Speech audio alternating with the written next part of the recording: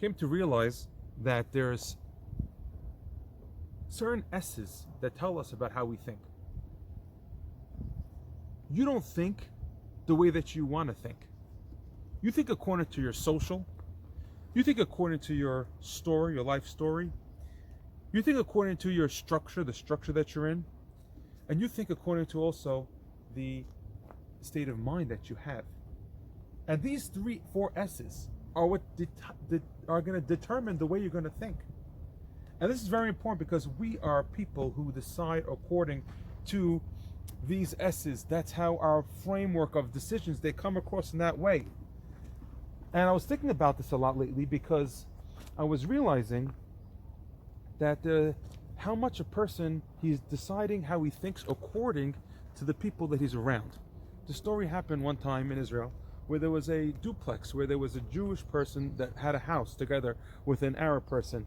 They shared the same house, and they lived in this same house for many years until one day the Jew decided that he's going to sell his part of the duplex. So the Jew decided that this would be an amazing opportunity to do what we call in Hebrew shiputzim, renovations. And he decides that he's not going to just do regular renovations, he's going to do grade A renovations. He's going to give the best person to do the adrichalut, which is the design. He's going to do the best person to get the best contractor, and he's going to get also the grade A materials, everything grade A. And he started doing this work, and he noticed that the neighbor, the Arab who owned the other house of the duplex, also started doing the same types of renovations, the same types of shiputzim. And the Arab decided not to do the grade A, he decided to do the grade B. He decided to bring grade B contractors. He decided to bring grade B people to work for him, grade B designers, grade B materials. And one day they both meet, the Jew and the Arab, outside the duplex. And what ends up happening is the Jew says to the Arab, "How you doing?" He says, "Great." The Jew says to the Arab, he says, "Thank God I was able to sell my house."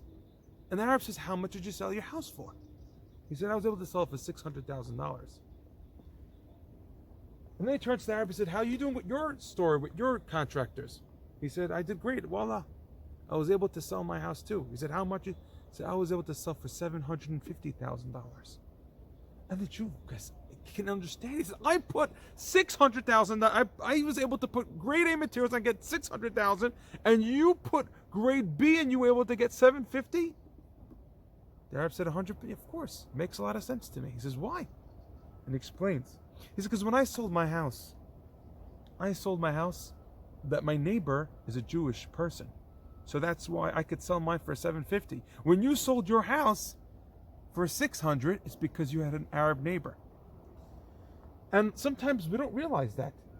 We could have the greatest things going for us. We could have the greatest investments, but we are missing the right social. We don't have the right people, the who's in our life. And the who's is more important than the what's that we take care of. It's more important than the why's. And the story happened with Andrew Carnegie when one time he had his factory that was having trouble, and he said to his people, he said, "It's more important to me, the people, my workers, than the factory itself." And he explained himself. He says, "Because if somebody takes away my workers, so then my factory is going to grow weeds. But if somebody takes away my factory, I'll just open another factory across the street." And that's a lesson we have to learn. The people in your life are going to decide, the social, just one of the 4s of the S's, is going to decide how you're going to think, how you're going to perform, and it's going to take the biggest effect and impact on everything you do in your life.